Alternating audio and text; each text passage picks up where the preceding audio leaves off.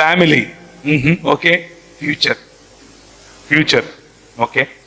Future అంటే ఎట్లా అంటే పొద్దున్న లేస్తేనే నేను మా ఇంట్లో, మా ఊరు కడప, ఇంటర్మీడియట్ 10వ తరగతి చదివేటప్పటి నుంచి మా ఇండ్లు ఇట్లుంటుంది. ఒక 3 ఇండ్లు దాటినాక ఇంకొక ఇల్లు ఉంటుంది. దాంట్లో ఒకడు నా క్లాస్మేటే, వాడి పేరు మార్టిన్. సేమ్ మేము ఒక చర్చికి పోయేటోళ్ళు, వాళ్ళు ఒక చర్చికి పోయేటోళ్ళు. అంటే చర్చి కంటే మా అమ్మ పోతుంది, మేము కాదు. ఏం నవ్వుతున్నారు? అందరూ నా జాతరలో ఉన్నారు ఈడ. ఇట్లంటుండు. ఇక మామూలే కదబ్బా అది. మీరు ఎందుకు క్రైస్తవులు అని అంటే, మా అమ్మ మా నాయన చర్చికి పోతారు కాబట్టి క్రైస్తవులు, అంతే కదా. అంతకుమించి ఏముంది, ఎక్స్ట్రా ఏముండదు. సో మా అమ్మ పొద్దున్న లేస్తేనే వాడు పాలకు పోతుంటాడు ఇట్లా పట్టుకొని. మా అమ్మ చూసి చూడరా, వాడిని చూసి నేర్చుకోరా అంటది. అమ్మ మొదలైంది. 9 గంటలకు వాడు స్కూల్కి వెళ్ళిపోతాడు. నేను 9 గంటలకు బ్రష్ చేస్తుంటా. వాడిని చూడరా, వాడు చూడరా ఎంత బాగుపోతున్నాడు. ప్రతి దాంట్లో కంపారిజనే.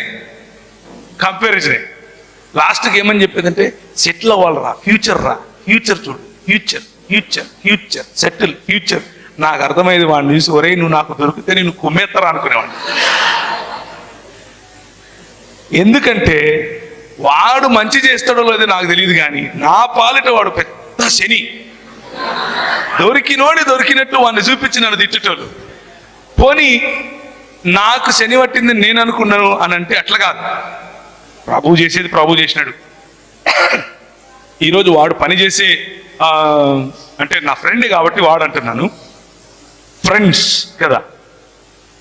వాడు పని చేసి వాడు సంపాదించేంత జీతము నేను 30 మందికి ఇస్తాను.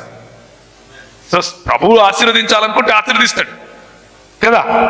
కాకపోతే let's talk about friendship today. కొంచెము ఫ్రెండ్షిప్ గురించి, ఆ తర్వాత ఫ్యూచర్ గురించి మాట్లాడదాం. తర్వాత ఫ్రస్ట్రేషన్ దగ్గరికి వద్దాం కొంచెం. ఆ తర్వాత ఫేమ్ గురించి కూడా మాట్లాడదాం.